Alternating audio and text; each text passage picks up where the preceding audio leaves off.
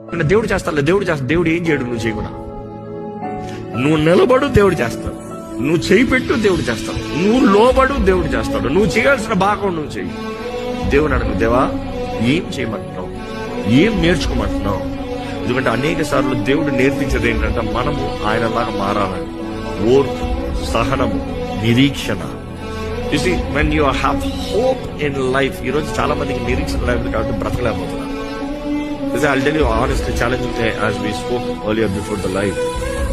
Sometimes hope is derived. ఈ మాట చెప్పాలంటే పోతుంది, నిరీక్షణ పోతుంది. ఇంకా అవుతుందా, ఇది జరుగుతుందా, ఇది చేయగలమా అన్నదప్పుడు బ్రతకలేమంట. చేయగలమా, ఇది అవుతుందా అన్నదప్పుడు చేస్తానికి శక్తి రాదు. ఇదిగో అయిపోతుంది అంటే శక్తి వస్తుంది. అందుకని అలసిపోయిన వ్యక్తి నిరీక్షణ కలిగి ఉన్నప్పుడు బలము లేకపోయినా కూడా బలం పుంజుకుంటాడంట. ఒక మాట చెప్పాలంటే మన మ్యారథాన్స్లో కానీ ఈ రన్నింగ్ రేస్ లో కానీ చూస్తే కొంతమంది